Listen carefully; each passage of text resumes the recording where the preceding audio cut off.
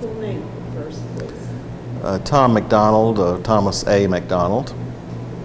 And when and where were you born? In Houston in 1960. Can you tell us a little bit about your life growing up?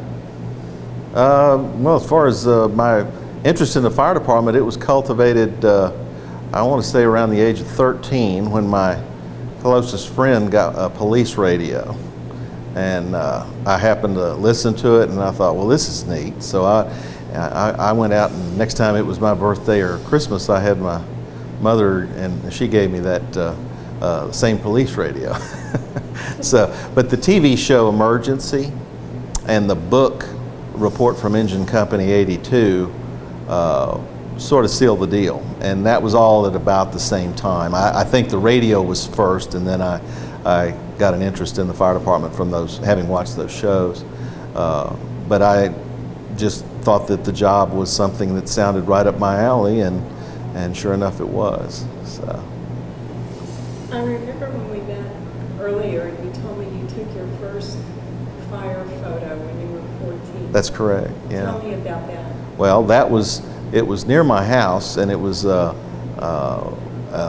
big nightclub, as I remember. It was a metal building. It was after hours for the nightclub, so nobody was hurt or injured or anything like that.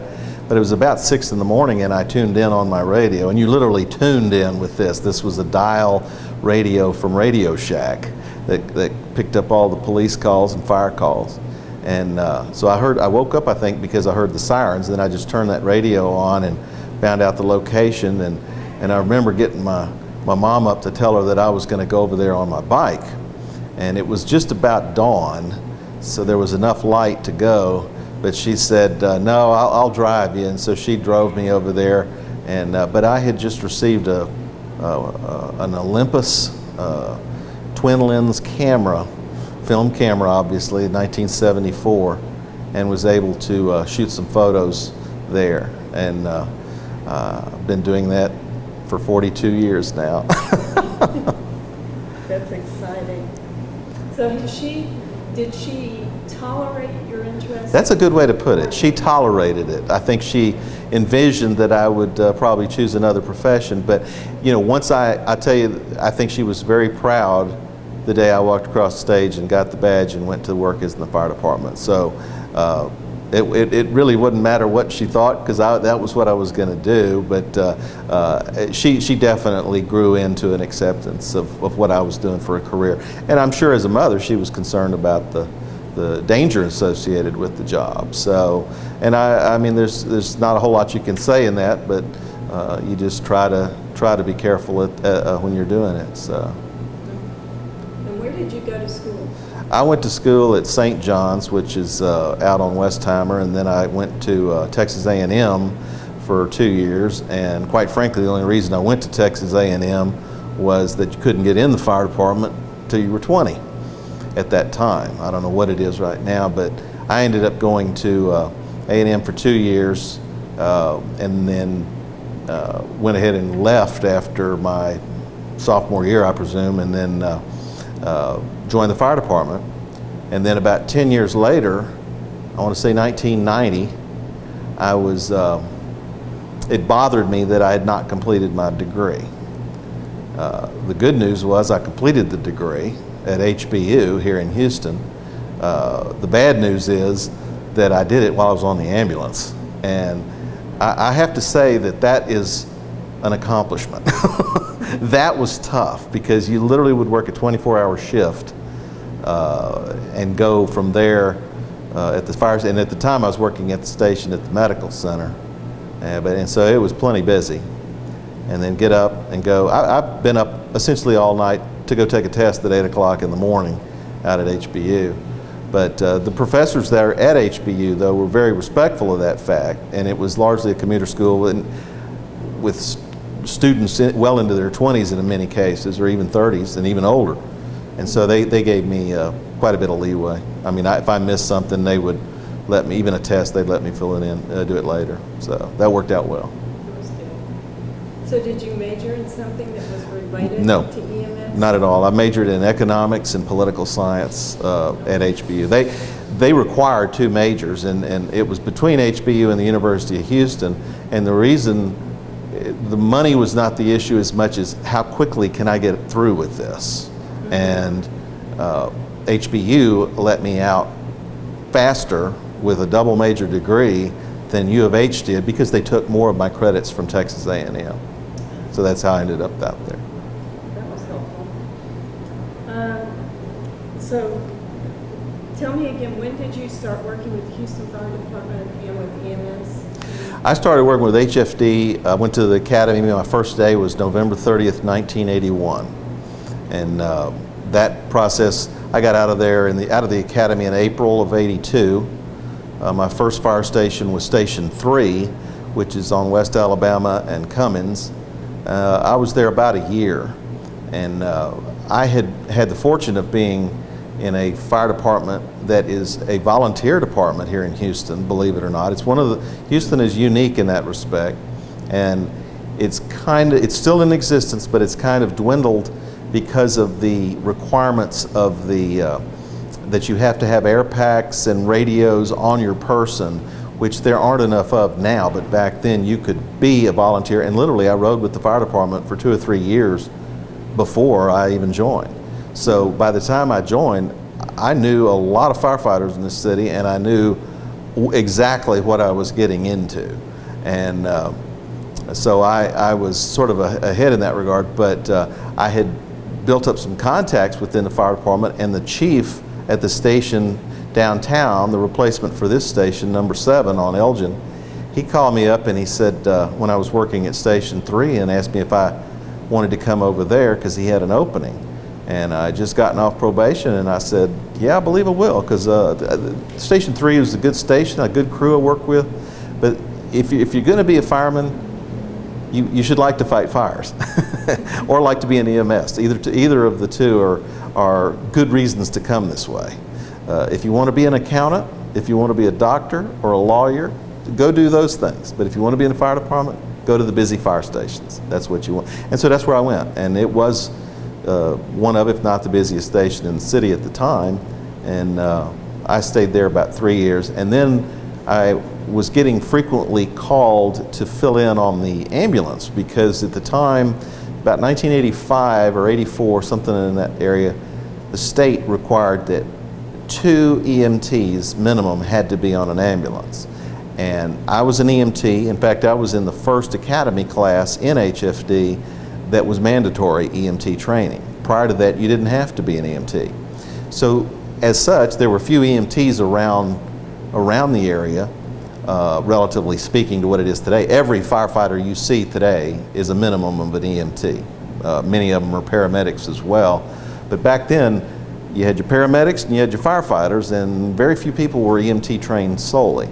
And so I was always filling in or detailed or having sent to another station to work on the ambulance. And I said, well, if this is how it's going to be, I'm just going to go on and go to paramedic school, because you get more pay for that, you get more respect, quite frankly, you get to make better decisions and so on and so forth. And I wanted to do it anyway at some point in my career. It just kind of, the department kind of focused me in that direction without either one of us intending for that. But that's how I ended up in EMS. So after that, I came back to Station 16 and was a paramedic for a while. Then that ambulance got moved to Station 3 again. So I was back where I'd started from for a little while. And then I promoted and went to Station 33 as a driver, or a chauffeur at that time, as the rank was called.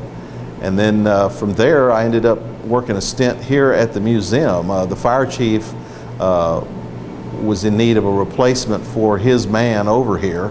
It was a staff position, and the director of the museum for the fire chief at that time wanted to go back to the fire station, and so that's how I ended up over here. He called me, and that worked out, and I ended up over here. So I was here until around 1994, and then the dispatch, I had promoted in the meantime to the rank of dispatcher, which was a captain's level rank.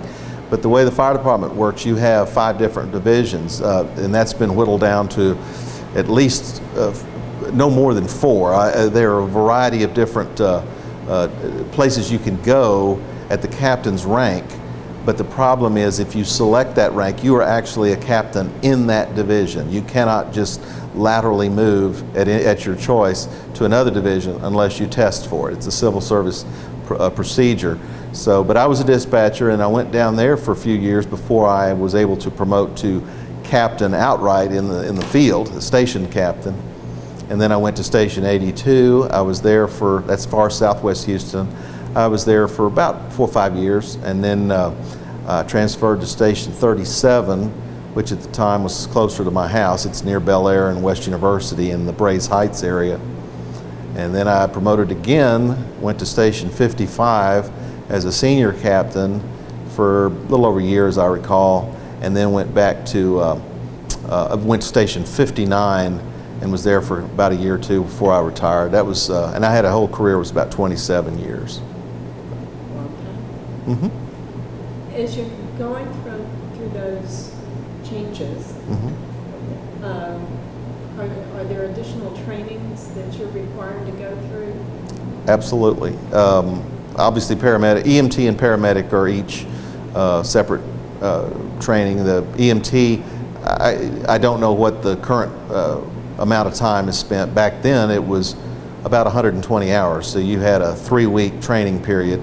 As I recall, it was 2 weeks in class and then a week in hospitals or on rotations with the ambulance themselves. And so you had that to get the EMT certification. Paramedic was much longer. It was probably 5 or 6 months. And I did that, did both of those. I actually was certified with basic hazmat training, but it was never assigned to it. I'm trying to think. Dispatchers had its own training. That's all I can think of at the moment. I probably did have some other. I know I've had numerous certifications, but if you have college degree and I don't know, 8 or 10 years of experience in a department like this, you're eligible pretty much for what's called a master certification from the state. The state commission on fire for that certifies career firefighters.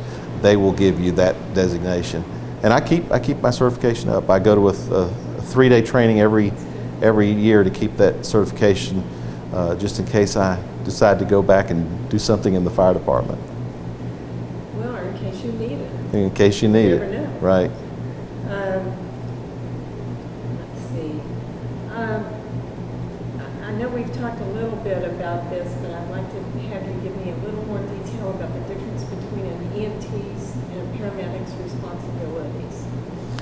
Well, an EMT stands for Emergency Medical Technician, and it's usually looked at in detail as EMT-B or EMT Basic, because a paramedic is technically an EMT-P, and they're both state health department and national association certifications that pretty much mirror I don't think there's a tremendous amount of difference between any state or national certification anymore, but the responsibilities are substantially different. A paramedic knows everything that an EMT Basic knows, but an EMT Basic doesn't know everything a paramedic knows, obviously. But the paramedic is trained in advanced life support skills, such as intubation, endotracheal intubation is one, interpretation of electrocardiogram or EKG interpretation, IV therapy. Now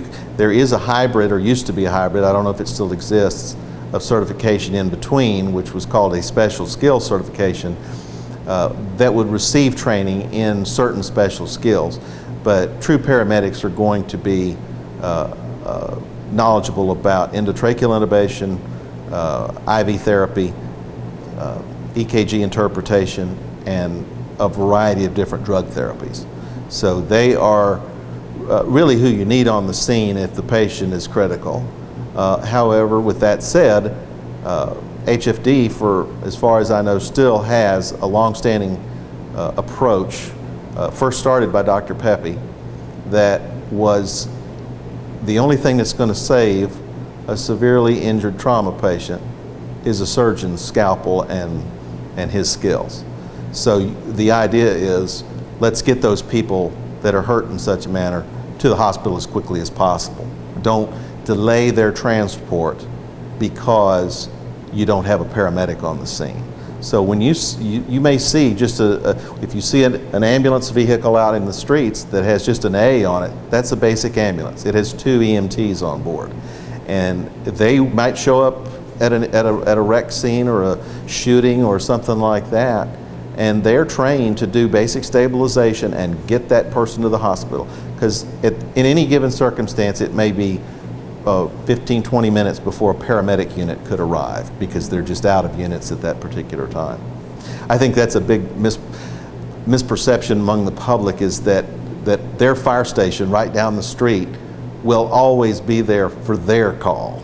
And that's not necessarily the case. It can be a real hodgepodge of who shows up based on what's available at the time. You'll get the proper care there eventually. It's just time is the enemy in those situations.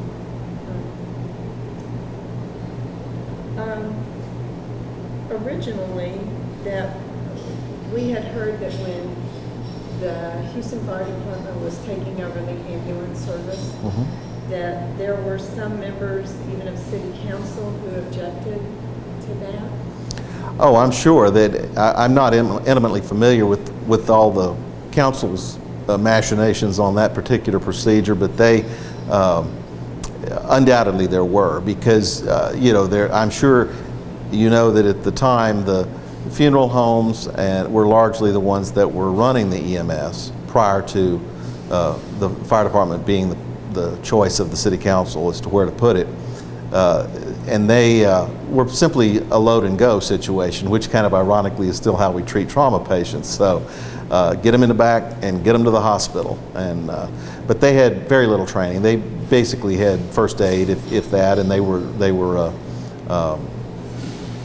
not going to be able to do a whole lot for a severely ill or injured patient, especially an ill one, because that's where the paramedics really excel. If you go into cardiac arrest in 1970, prior to EMS as it is today in Houston, it was a virtual death sentence. You're not going to recover from that unless you happen to have it witnessed by a doctor or had it in the hospital. If you had it out in your home or in the field, your chances of making it were virtually nil. And today, that's not the case, not by far. And so, Dr. Purse could give you chapter and verse on what the current statistics on that are, but that's been the big difference. And as we all know, people, when they have a cardiac arrest, that's not going to get solved by anything but a crew that knows what they're doing to help you. So. One of the articles that I had found in doing our research was actually by Dr. Pepe, Dr. Maddox, Dr. Duke, I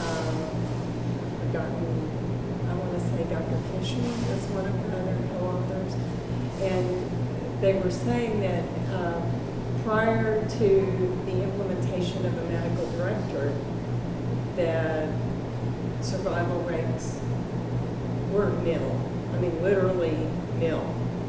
And then after implementation of a medical director, you see a big spike in the number of people who survive.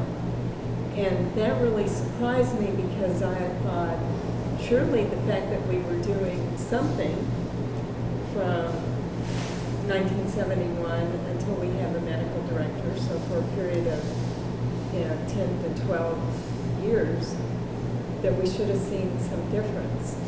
Correct.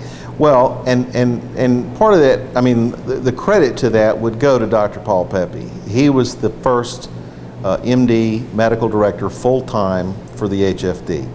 Prior to that, you had tangential relationships with physicians who were familiar with it, but they didn't do what Dr. Pepe did. Dr. Pepe came in here, and he's full-time. He is focused, and not only was he focused on providing better care, he was focused on the individual paramedics. Every one of those paramedics under Dr. Pepe was given the opportunity to certify through him for what was called Plan A.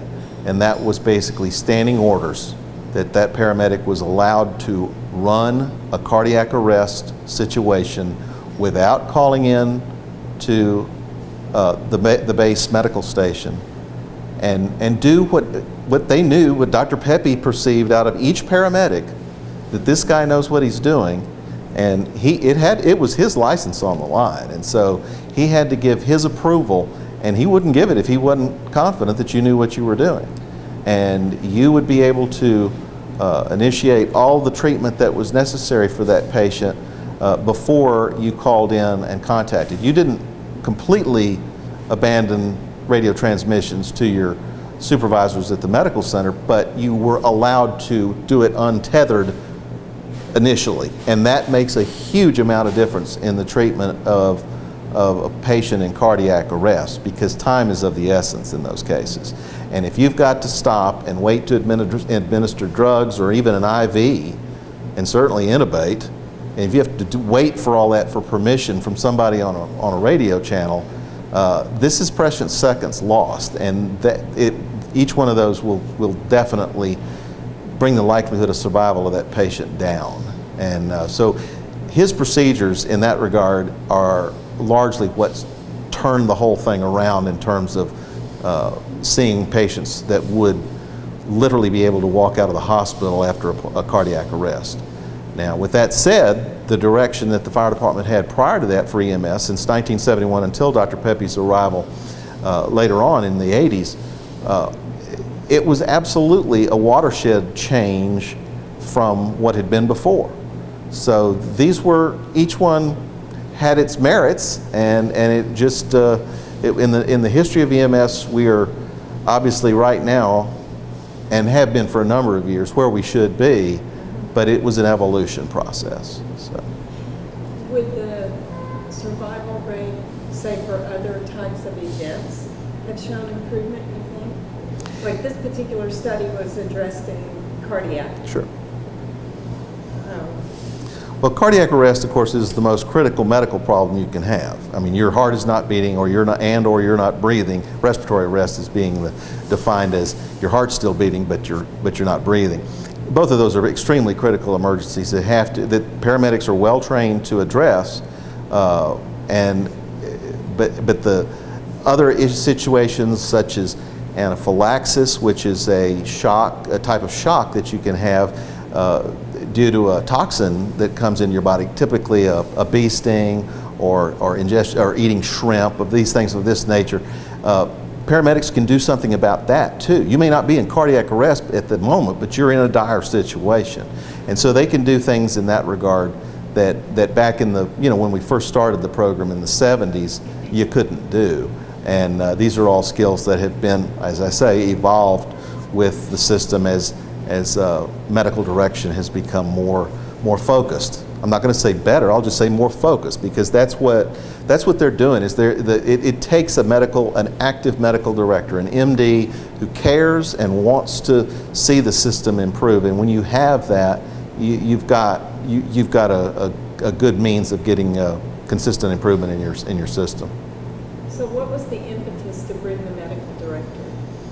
That I don't know. I know that I think at the time the very fact that there weren't these that Houston statistics were not measuring up to other cities, and you have at the time it was my recollection that you had cities such as I think the EMS programs in Seattle, in Pittsburgh, in Milwaukee, if I remember correct, where there was active medical direction in place.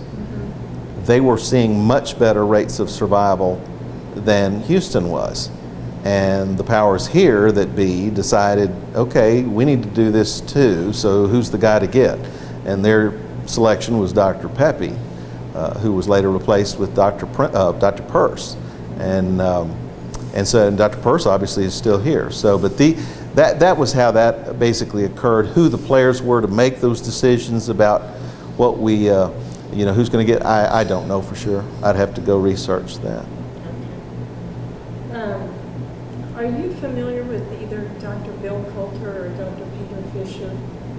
I've heard both of their names, but I'm not familiar with them, no. their names keep popping up, but we've had a little trouble coming up with their chronology of where they fit the development of EMS. Can you tell me what you remember about Chief Whitey Martin? Chief Martin, yes. Well, I had the fortune of knowing Chief Martin, and he was he's one of those people, and I don't want to make it sound like we'll never have another one quite like him, and that becomes cliche, I think, at times, but quite frankly, I don't think we'll have another Whitey Martin. And we'll not have another Whitey Martin, nor will we have another V.E. Rogers, chiefs of that nature. These guys were cultivated in a day and time when personality was, and that's not to say you won't have personalities, people that are rich in personality, but they just commanded the show. They didn't have that. Chief Martin was not only excellent with dealing with the people in the EMS, he was excellent with dealing with the media, and he was the right man at the right time for that job of starting the EMS program in Houston, which is probably why he was selected. And the chief that selected him was C.R.J. Cook. And this was in actually the selection was probably made right around the start of 1971, since they actually made their first run in April. So I'm sure Chief Martin was the chief in mind of Chief Cook as soon as City Council said, y'all are going to have this. And but he was very active. He was at least in the first years that he was doing this. Well, I mean, first 15 years that he was doing this, he was out in the street. He was always, responding to the calls as well. His radio call number at one point started out, as I remember, was 1100. 1100, I'll be responding. I remember when Good Pasture grain elevator blew up out in Galena Park in 1976. He came on the radio, 1100, do we have a report of an explosion? And sure enough, he responded, and he was, Johnny on the spot. He lived out in that area anyway, and he was there real quick. He was always on the scene whenever there was something. I remember there's a photo of him where Howard Hughes' body was brought back from, I believe Howard Hughes had been in Mexico when he died, or something, or maybe I forget where he was, but he was flown in to Houston for burial, and Chief Martin was there to make sure that went smoothly. But Chief Martin was there. If there was a parallel between him and Dr. Pepe, it was to be that they were both on the scene frequently, and they rarely let anything happen that they weren't actively involved in. So they knew what was going on, both of them. So now, did Dr. Pepe work under Chief Martin? No, he was actually, that I do know. Chief Martin, of course, was in the rank structure of the Houston Fire Department. He was a district chief when he was named head of the EMS division. And he retained that rank for a while until he promoted, just as anybody of a rank is allowed to do, he promoted to deputy chief later on, and his number changed to radio number 7. But he was always within the rank structure of the fire department itself. Dr. Pepe was considered auxiliary staff member that reported to the fire chief. He was certainly overall, and he had overall medical control of the EMS division. Dr. Whitey Martin would have control over the administrative aspects of it, but Dr. Pepe would have control of the medical decisions.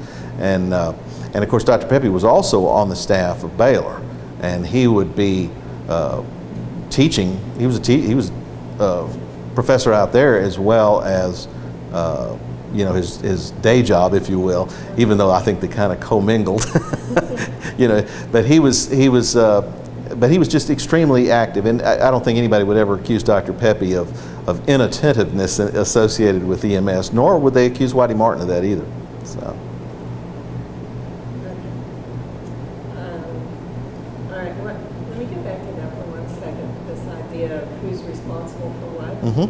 Since the EMTs and the paramedics are practicing under Dr. Pepe's license, Mm-hmm. once we have a medical director, then what is their line of reporting in terms of to the department versus to the medical director?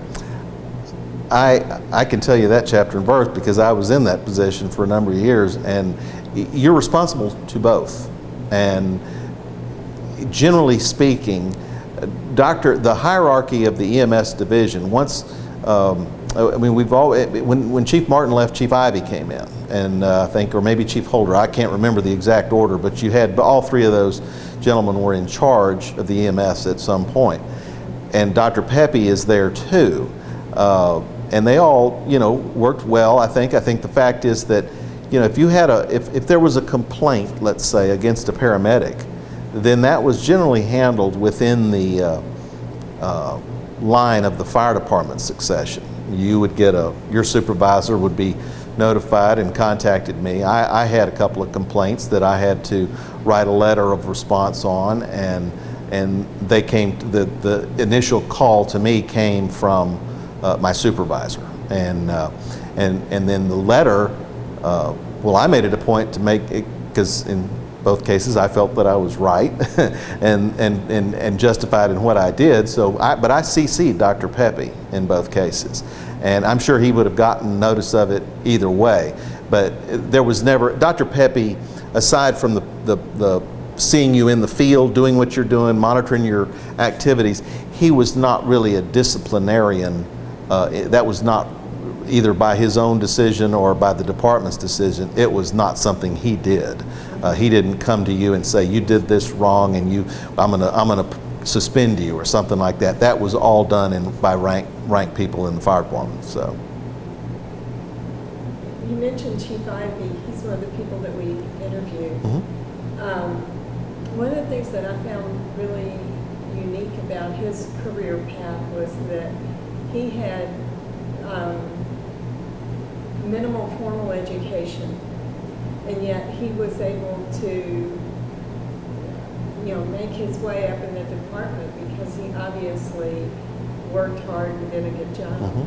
Do you think that's still possible today?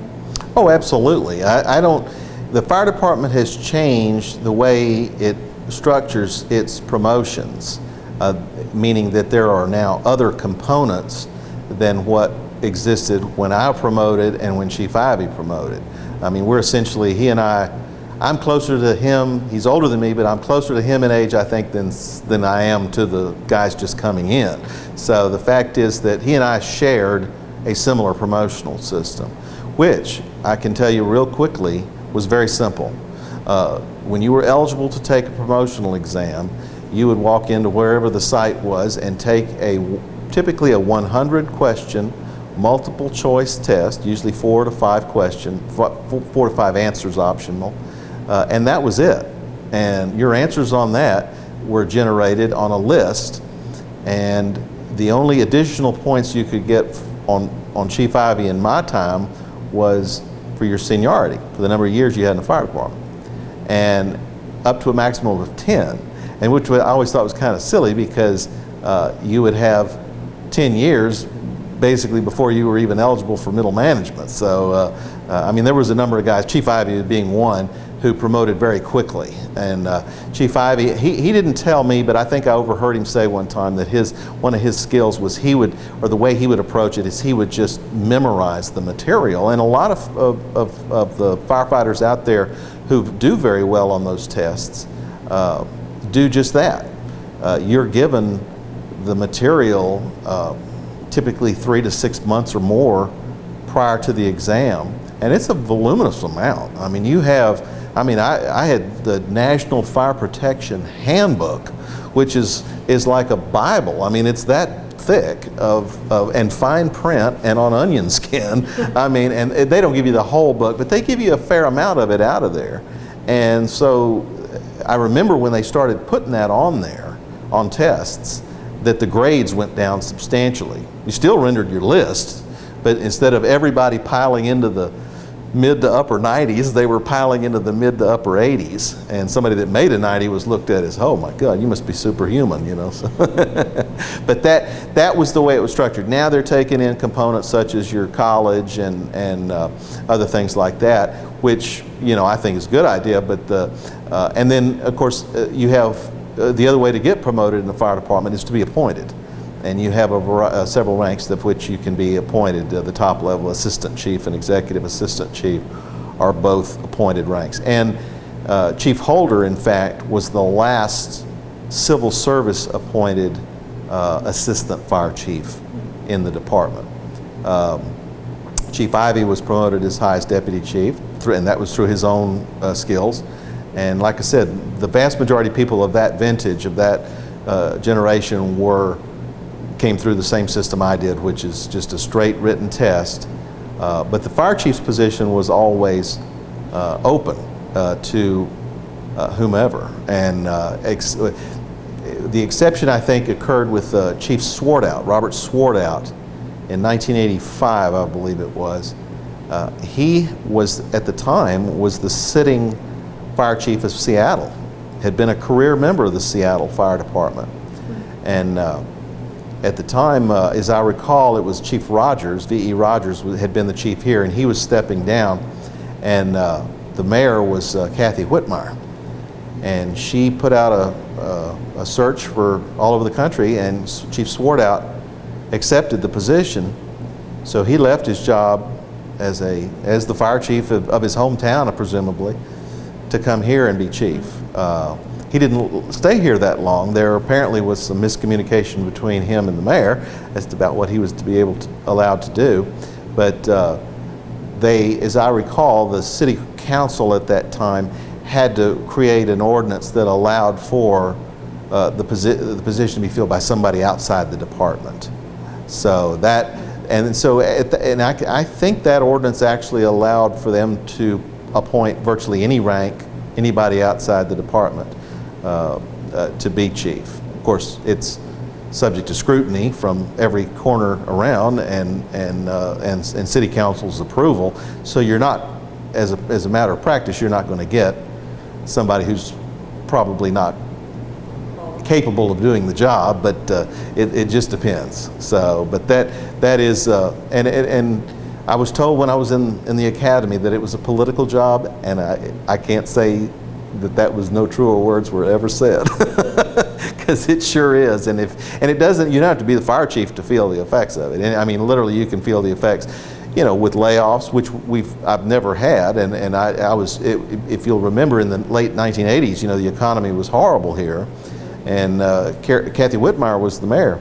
Firemen hated Kathy Whitmire. They just, and she wasn't very fond of them. And the fact is that, she didn't lay off a single firefighter or police officer during her tenure, and went through one of the worst economic periods the city ever went through.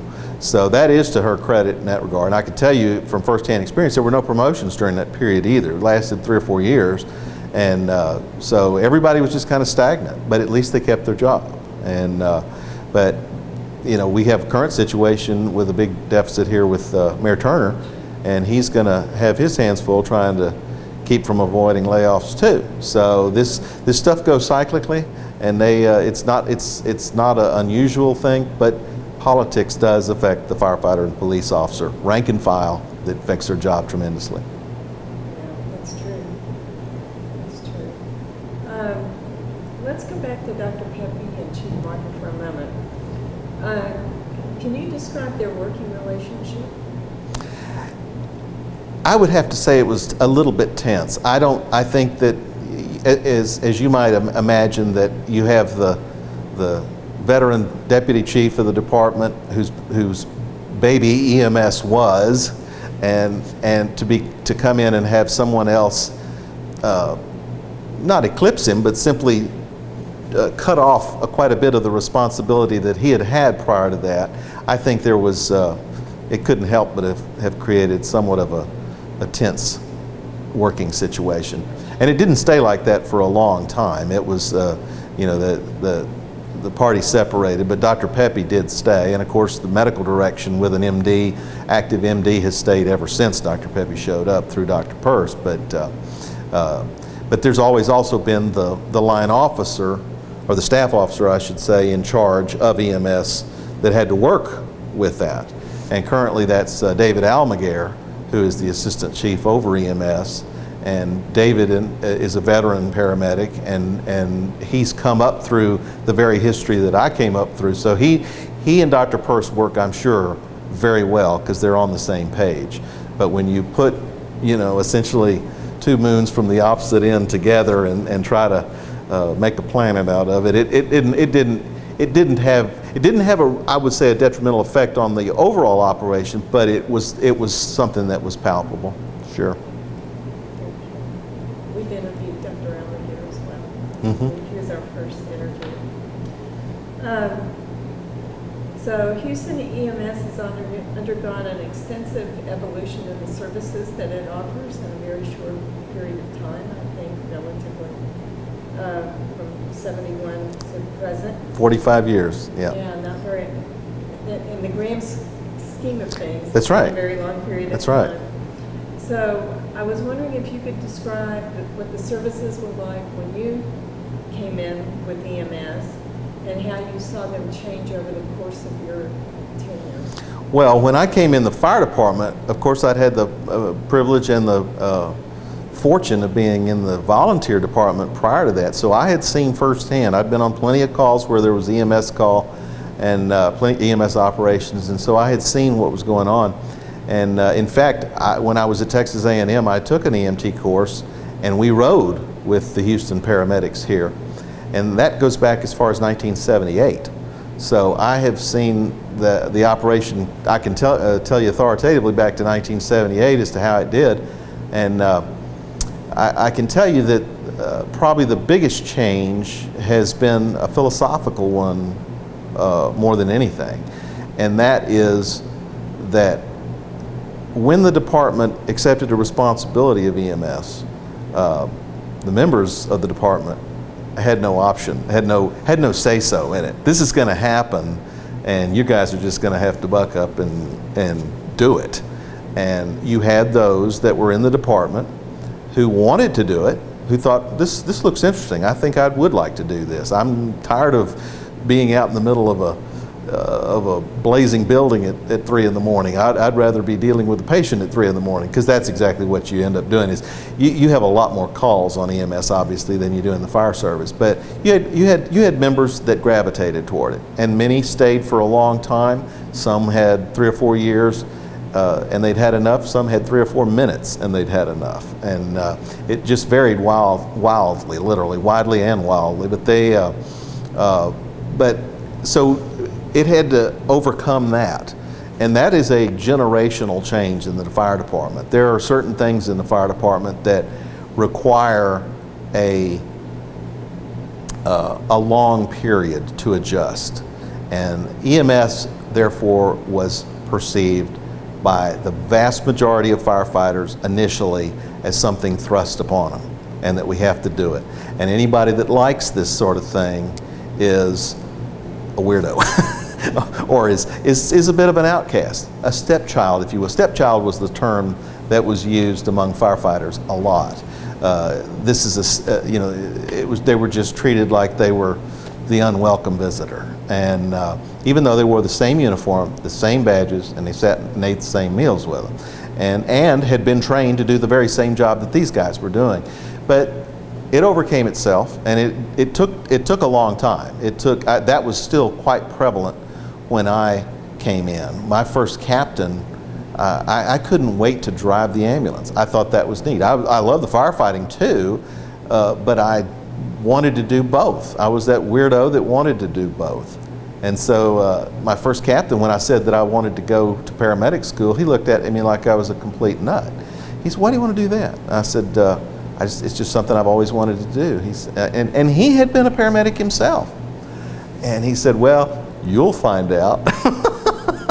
And he was right. You do find out. I mean, it is not the Johnny and Roy glamour that you had on the TV show Emergency at all times. And if you look at that job that they do on that TV show, yeah, there's a lot of glamour to it, but there's a lot of hard work to it too. And they're up in the middle of the night when the rest of the guys are sleeping.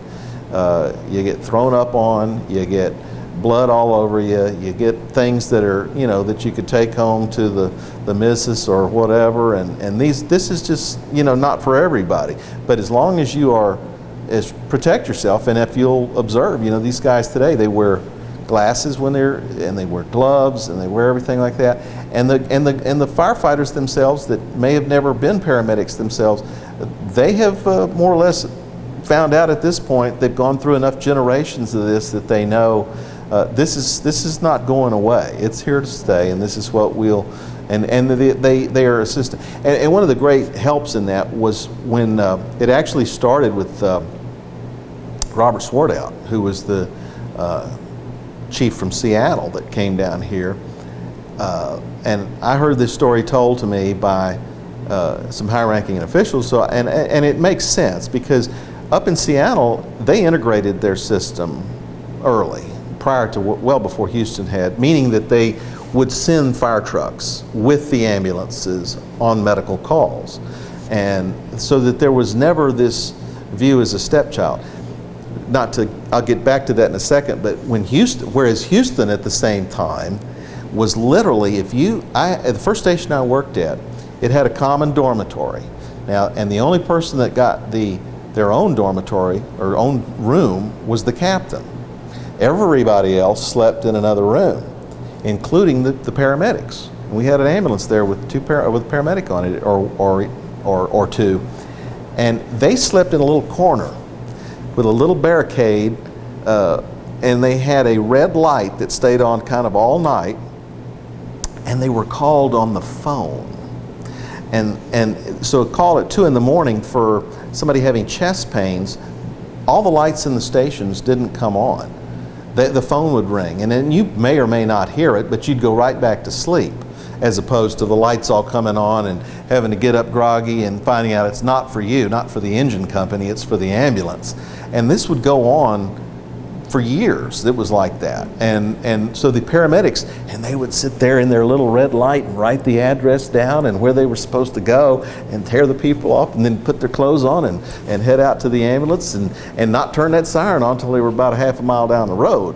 And that's how it was. That's how it was in the late, all the way from the start till probably, I can't remember the exact date, but there was an order that came out that said, enough of this business of calling on the phone. It causes too much delay, and we're starting to send fire trucks more, so we're just going to hit the station.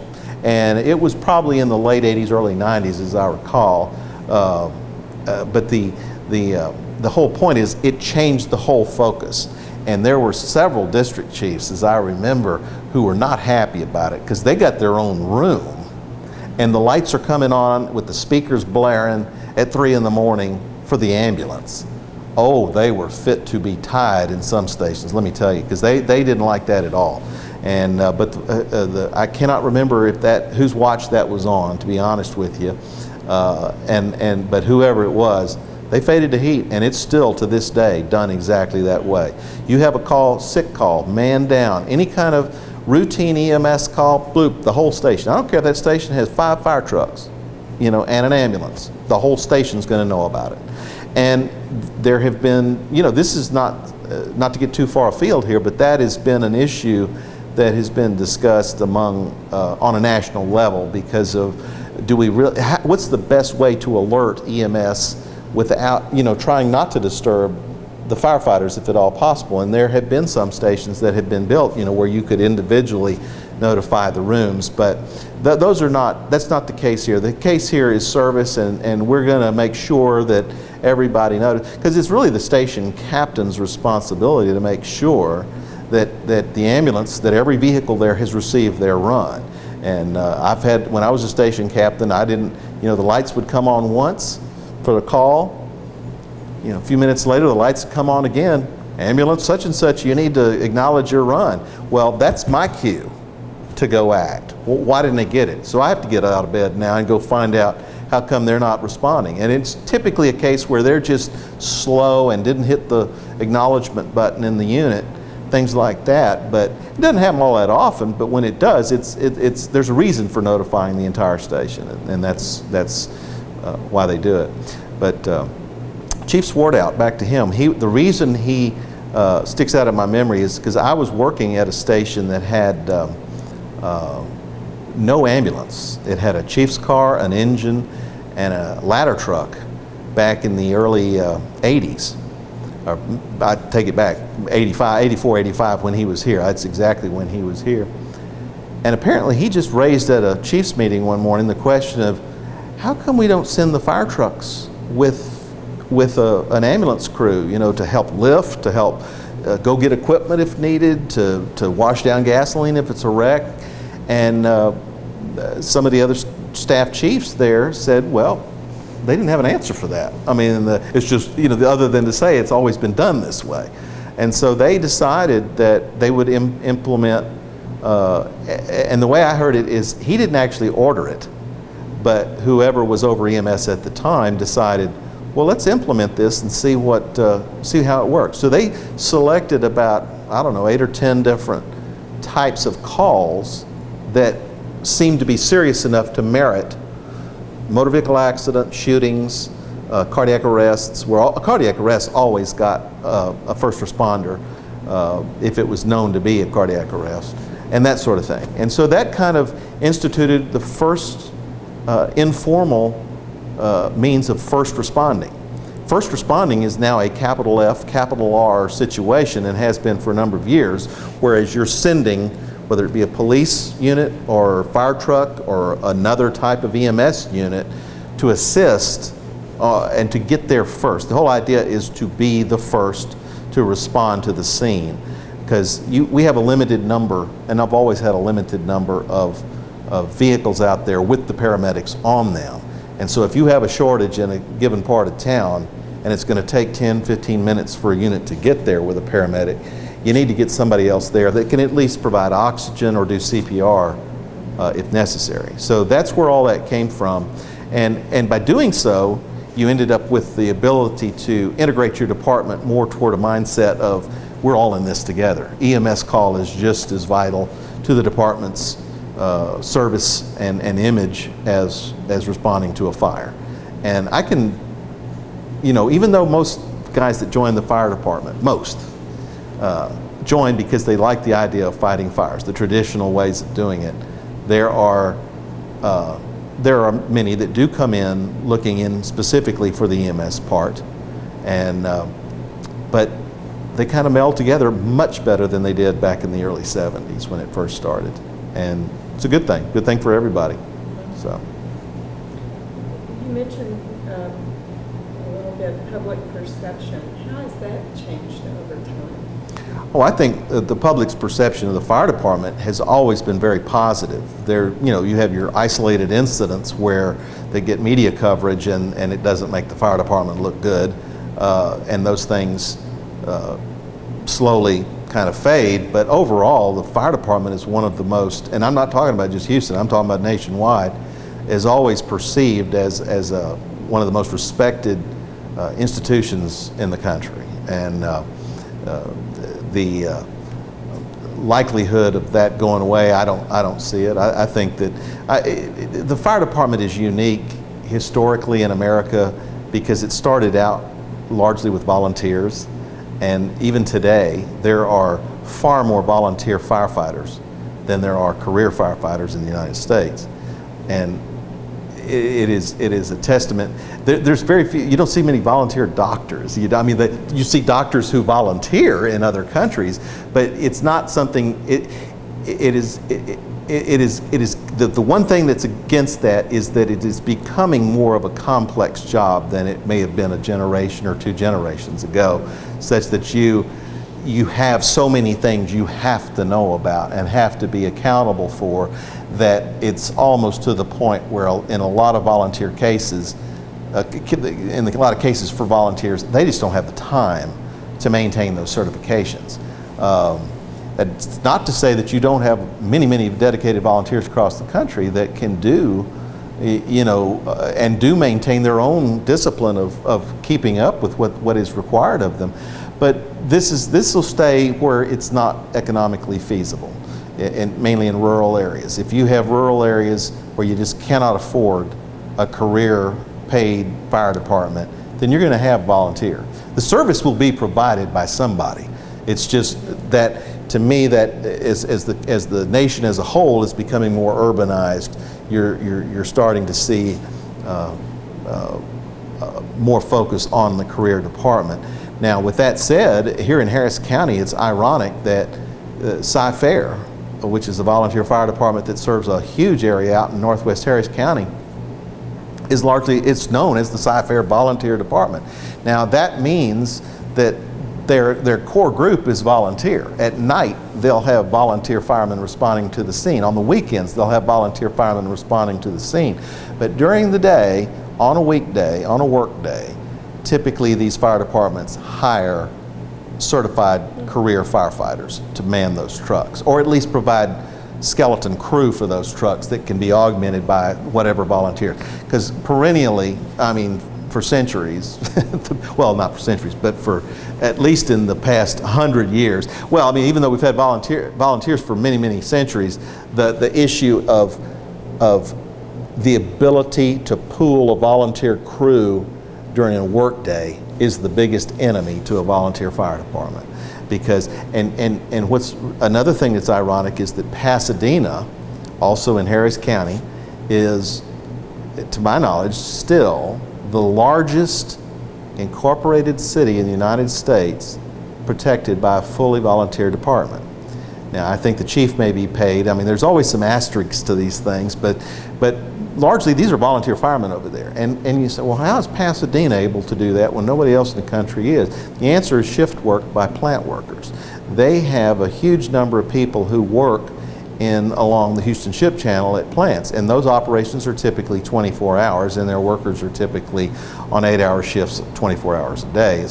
So when they've got an entire crew, and the other thing advantage about that is that those guys typically are very technically oriented toward just what you need in the fire. They handle pumps, they handle, they even might be on their brigade at their given plant that they work at. But they deal with the pumps and technical equipment, that the very same stuff you might use in the fire department. And so they know how to be, they're mechanically oriented, and they can deal with this stuff. So it's kind of a win-win, and a place like Pasadena doesn't end up with a shortage of manpower in the daytime because they've got 2/3 of their people are either sleeping or having lunch or whatever, and so they are available. But that is a big problem with volunteer departments. But of course, Houston's doesn't have that problem, and Houston's, even though it has this volunteer department that started as an auxiliary department because of a shortage of the paid guys here during World War II. That was the same department I was in for a couple of years before I joined. That's not a threat to anybody's job in Houston. So. Tascasinas volunteer as well. Exactly. Before we talk, one other question I want to ask you, and then I want to talk about the museum. Do you have any memorable stories you'd like to share? Oh, goodness. I have a lot of stories, but as I said, I'd have to have, names and places and stuff like that. I will tell you one story. It's it's a simple firefighter story, and it's one that I like to tell because it is amusing. When I worked at Station 82 out in southwest Houston, it's off of Fondren and Belfort, we got a call one night for a house fire off of Braeswood and Hillcroft, and where we were first in to arrive over there. And this house is just almost fully engulfed. And I told my crew to pull a 1 3/4 line, which is a smaller line. And that's sort of the alternative is to pull a 2.5 inch line, which provides you a lot more water, but which is also harder to handle. So it's sort of if you have a firefighter who's very aggressive with an 1 3/4 nozzle, that person can put a lot of fire out, and not necessarily as much as 2.5. But it's just one of those judgment calls. That's why you get the big money to be the captain, is to make those decisions. And so I told them to pull 1 3/4 on this fire, and they pulled it up to the door and went in. And I mean, as soon as you went in, the order is the nozzle man, and then me, and I'm followed. Well, no, I had one guy at the door, but I told him to go ahead and get in front, and I'd be the door puller. But I had a good eye on him. And it was solid orange in there, and everybody's got the masks and all that on, and so it's solid orange in there. And these houses are pretty cookie cutter in this neighborhood. It's basically Meyerland is what it is. And you have a formal living, in this case you have a formal living room on the left, a hallway that goes back to a family room in the back, and then a hallway to the right from that that goes into 3 bedrooms. Well, pretty much the whole living area, and there's a kitchen back to the left as well, the whole living area is fully engulfed. And so my first firefighter with his nozzle, he's squirting, getting most of it knocked down, but there's still just this orange hue, and you can't really make out anything specific. I mean, I can see his general form up there, but I couldn't tell you who it was if I didn't know who it was, that sort of thing. So, and then they just kind of go a little further, and I'm pulling this line in a little further, and I come in. Well, I didn't wear, and I never hardly ever wore the department issued hood. To me, it was too thick. And I mean, this is a hood you wrap around your head, and it seals right up with the air pack face piece so that you don't have any part of your body exposed to flame, period, or high heat. And I would use what was called a Nomex 3-layer sock hood, and it still offers you a good degree of protection, but it's not as thick as what the fire department actually issues. The fire department actually issues something that is right there if you want to get a picture of it later on, but it is it's almost as thick as your coat in some regards. So, and that's just, it's too hard to maneuver in for me, and plus I wanted to be able to feel when it got too hot. I wanted to be able to have a little tinge on my cheek so that I knew it was time, we may want to back out of here. This is not the right place to be. And sure enough, so I'm supplying them the hose, and I'm on my knees on the ground, right even with the formal living room. And well, apparently the fire didn't get completely knocked down in the formal living room, because the next thing I know is my whole left side of my face is just burning. It's just hot.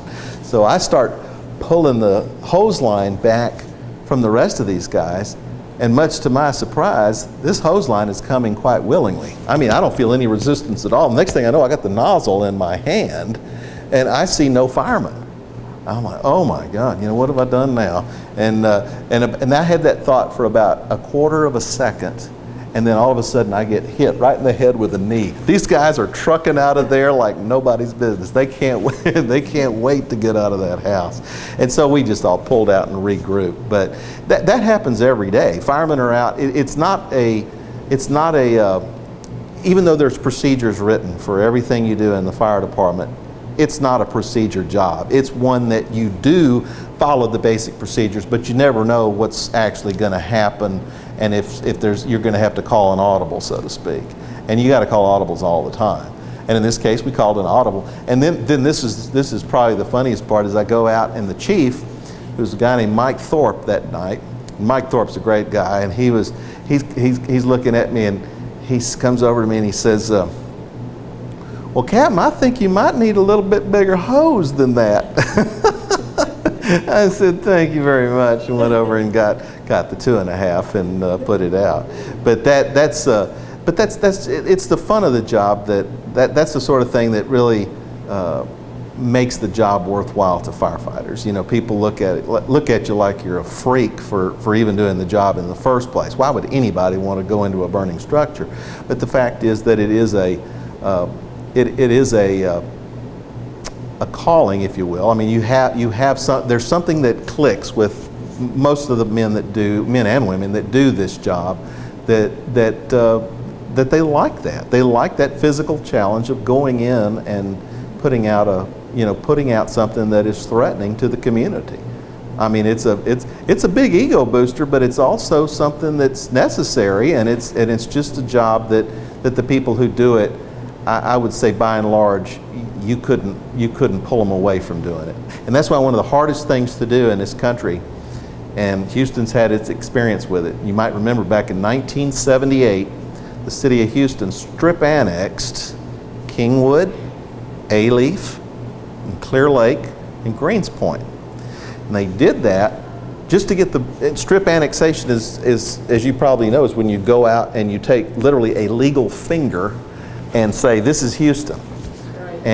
And that's exactly what they did, and they didn't want the homes and the apartments, because those are where all the calls for the fire department, the police department are, and the service issues are. So they didn't want that, they just wanted the commercial. And so they annexed that. Well, the people in Kingwood, which was a volunteer fire department, the Kingwood Volunteer Fire Department, and was a loyal group of people with a loyal citizenry behind them, they had a conniption, and they just fought that one tooth and toenail. And as a result, I mean, they put it in the state courts, and as a result, the final agreement was not for years later, but it put the brakes on big for the city of Houston annexing certain areas. Because let's face it, the 1960 area, it's ripe for annexation. As a matter of fact, it's past ripe for annexation. And there's a whole huge area out there that in Northwest Harris County that for all practical purposes would today be in the city of Houston had it not been for the way that annexation was handled with Kingwood, because Kingwood objected so strenuously. And their volunteer firemen are some of the most vocal because they don't want to give up what they do.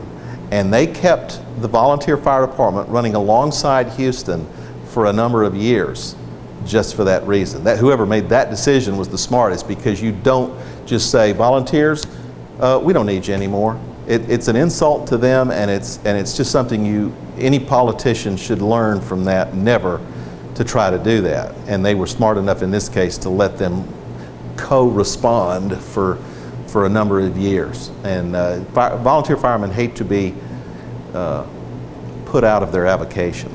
So. Do you think, did any of them or many of them stay? Or well, some of them were already in the Houston Fire Department.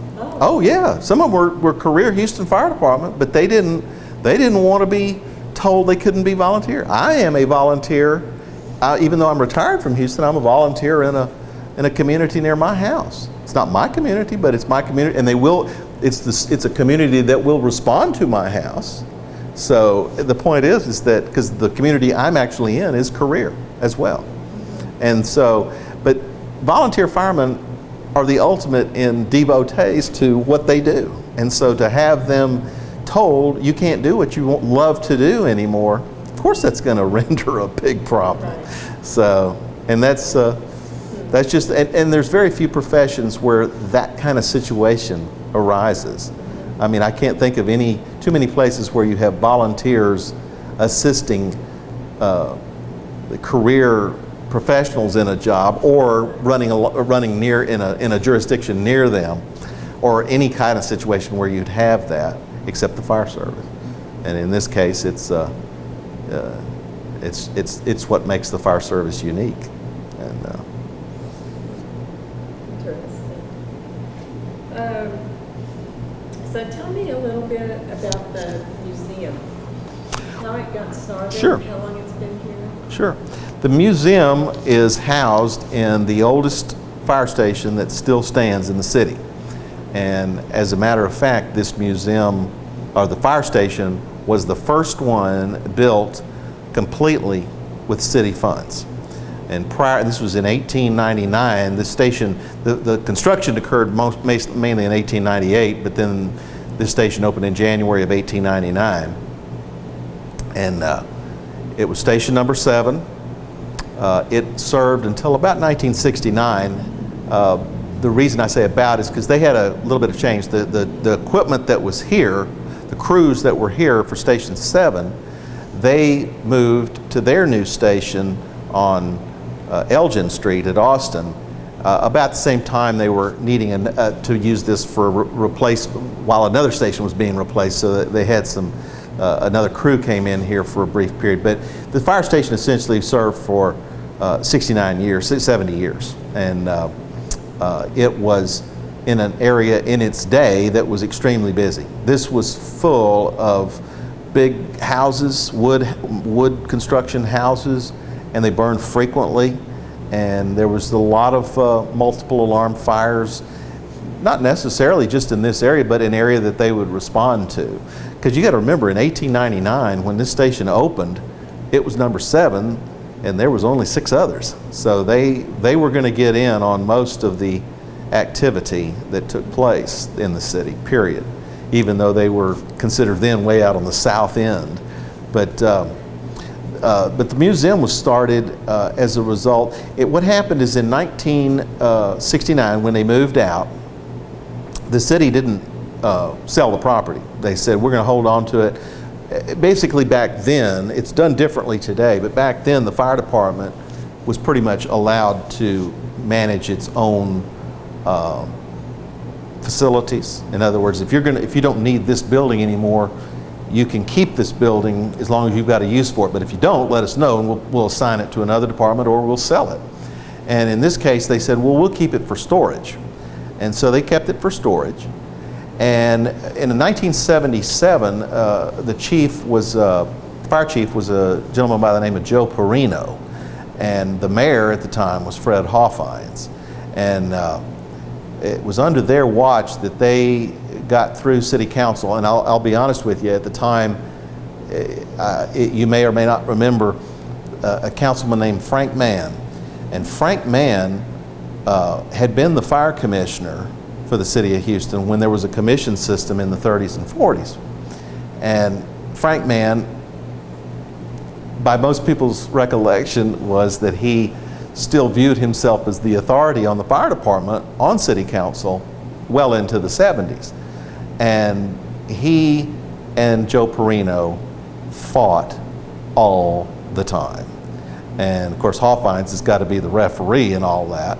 And they literally did. I mean, they didn't fist fight, but they probably could have if given the opportunity. And I've interviewed Frank Mann before, and he is quite a guy. He's long since passed away, but he was quite a, you could just tell. I mean, I talked to this man in his hospital bed, and he was with tubes running out of him, and it was like it was yesterday when he'd had the argument. I started mentioning Joe Perino. I thought he was going to come out of the bed. That's how much feeling there was there. But they decided, one thing they could agree on, I think, was that the fire station on Milam Street, let's do a museum there about the fire department one day. So they did. So they got it through city council, and there was an ordinance created in 1977 that didn't say they were going to create a museum. It said that the fire station on Milam Street will be held in reserve, and a fire museum will eventually be created. That was, I think, essentially the wording. And so shortly thereafter, though, but there was a change of mayor and a change naturally of fire chief and city department heads. But the next mayor, I believe, was Jim McCon. And it was I think it started on Jim McCon's watch, but it was primarily V.E. Rogers' impetus, who was the fire chief that was appointed by Jim McCon. And there are a number of names that you may or may not hear in this. Paul Carr, V.E. Rogers, Dennis Holder, certainly. These men were all interested in seeing the history of the Houston Fire Department specifically, preserved.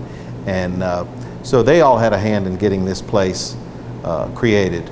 And to be honest, what year this facility actually started work was probably in the 80s, because I remember the first officer who was assigned over here to basically take it from a worn out dumping ground. It was a dumping ground for all the supplies they needed for the fire department.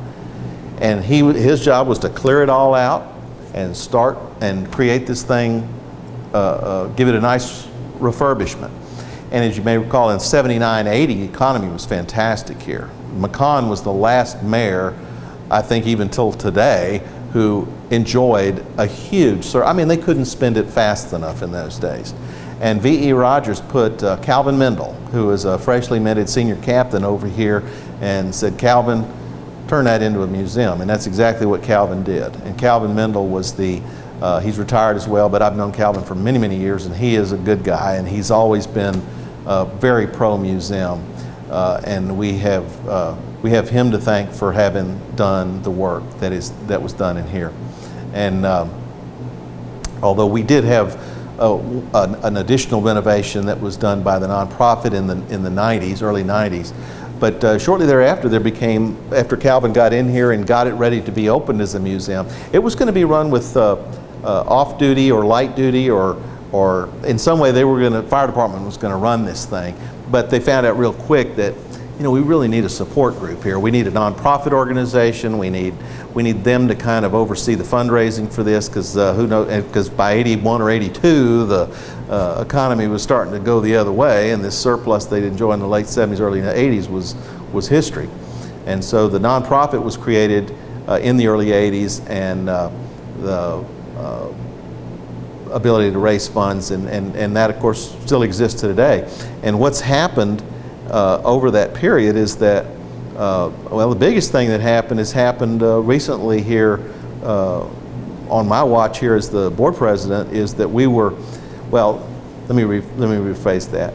In about 1996, we were given, this is an interesting story. I won't go into it too much detail, but the fact is we did a festival down here every year called the Fire Muster. And that festival was a street festival, and we would literally close Milam. And this was done before they built all the apartments that surround here. Not to say we couldn't do it again, but back then it was not that big a deal. You just got a city parade or street closure permit. But one year I ran into a problem, because this was right about the time I was working over here on staff for the fire chief. I was running out of places to park cars. So I went down to city records, predates all the computer ability to just go on HCAD and look up who owns what. So I went down to county records there at 1000 Preston, and I looked up who owns some property near here, found out who it was, and called the lady, and I said, would you be willing to let us use your city block for parking for a festival at the Fire Museum? And she said, well, if you give me an insurance binder and you mow my grass, yeah, I'll let you in. And this was an entire city block over here on Main Street and Hadley, between Travis and Main on Hadley. And keep in mind, back then, Midtown was nothing like it is today. Midtown was a dump. I mean, there was used car lots and vacant lots and weeds everywhere. And so this was not an unusual, I mean, it was probably a beneficial request. You get a lawn mowed for free. So we did that, gave her insurance rider too. And but from that started a dialogue about what what you're going to do with this property, because it was not particularly valuable at the time, and it came down to between her and her sister, who didn't live in state. She lived in another state, and she had a charity that she was more in tune with, and so on and so forth. But long story short, or long story medium, neither one of them really got together until toward 1996, and that's when we were able to do a straight out donation of the property to us. And so we ended up with a whole city block in Midtown, which by today's standards is wow. And so it was a wow even for us then, and our initial view was to try to build a new facility on there. But we tried several times to have a capital campaign, a couple of times to try to have a capital campaign that just never got off the ground. And as it were, about 3 years ago, we got cold called by an apartment developer. And they said, what are y'all's plans with that land over there? And we said, well, right now we're unsure. We want to build something on there. Would you be interested in selling? And we thought about it at a board meeting, and it didn't take us too long to figure out that what they're offering couldn't be passed up in any semblance of sanity. And so we did a deal with them, and we sold the block. Unfortunately, that left us with a small area here to work with, but it also gave us the capital to approach the city and say, hey, look, we want to own this. Because this was up until just a couple of years ago, or a year ago, in fact, we closed on it 1 year ago next month. The deal with the city that purchased it, in which we, the nonprofit, purchased this property from the city. So the museum is now wholly owned by the nonprofit. The city has no involvement in it whatsoever. Our contract with the city specifies, though, that we use this facility as our primary place of business for the next 20 years. And we have no problem with that. I mean, the only problem is a practical one, and we would probably be asking the city here in the near future about some parking leniency, because parking in this area, as you know, has gotten pretty tight. And so If we can still be able to use most of the, or have most of our guests park out on the street, as opposed to having them park behind this building, we could do a very nice expansion on this lot. It's about 100 feet by 100 feet, and I think the story we have to tell could be done very nicely in that amount of space with this building preserved, which we're going to be starting here in the next year, and an expansion coming off, modern expansion coming off the back of it. But the main reason for the expansion is that one of our primary missions here is to educate the most at-risk group of kids in the city who are typically in HISD or in HISD's domain, to have them come through here in mass. I mean, we want them all. We want every child that's in the as soon as they're at an age where they can understand the importance of fire safety, to come here and be given a visual demonstration and a program about that. But the problem with HISD is they have to have enough space for a significant number of kids to be able to come out. And right now it's in the current space we have, it's not able to do that. So that will be what the expansion is primarily for. Is there anything that we haven't talked about that you'd like us to? Oh, there's a lot we haven't talked about, but I don't think we have time for it. And if necessary, we can do another interview at a later point. So, because fire department, as you can tell, is my passion, and it always has been, and I love the history of it. And there are many, many stories to tell. Unfortunately, when you say tell a story, that's when I clam up, because I can't think of which one I want to tell. But it is obviously a subject matter very rich with stories and information. So I'm learning how rich, and the different people that we've interviewed. It's just been amazing, and I'm looking forward to doing more. Nobody's got this set of stories anywhere. No, it is. It is a amazing job. It is not a job. It is a job that every day you go to work, and I think that's what I enjoyed the most. I mean, when you're 21 years old and come into this job and you cannot wait to go back to your next day at work, there's something right about that inherently. And I don't know, I literally couldn't wait. I mean, and firemen will tell you that it's kind of funny, because it used to be that they kind of restricted the policy a little bit, I'm sure, since I retired, and I know it was being more restricted as I got closer to retirement. But you are allowed to substitute for somebody else. Now, the issues you run into are with, unfortunately, the IRS potentially, because you're actually getting compensation for work that you have to make up. Now, if you make, and I think that's where the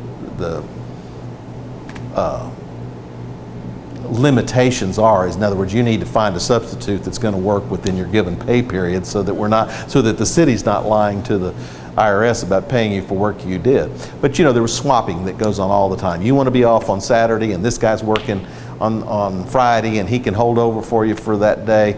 That's done all the time. It always has been, and there's nothing really wrong with that. But you have guys that literally would love to do this job every day, and that's where you get the situation where you have the paid firefighter who's a volunteer.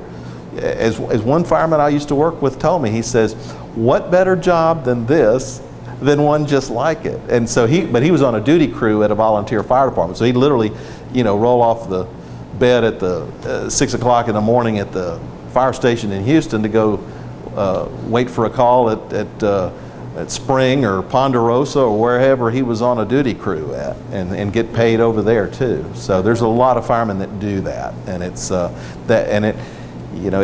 that's why I say it's just a unique job. The guys that just do it love it, and for the most part, there's some that don't. I mean, you have some that just are there because it's a job, but I don't know how you could do a long career here and view it just that way. It's a tough job. I mean, it's a young man's job, and I mean, one of the reasons I retired is because I was getting out of shape, didn't want to get in shape. Or at least didn't want to get in shape that bad that I was, but I just felt like it was time, to go, because I was still, responding on the truck, and even though I was supervisory, you still had to go into the building with all the equipment, and it doesn't get it when you get into your 40s. I'm in my 50s now, but when you get in your 40s, it still starts to hurt. You know, I mean, it's tough unless you stay in shape, and that's the key. Well, thank you. Thank you. Appreciate it. Mm-hmm.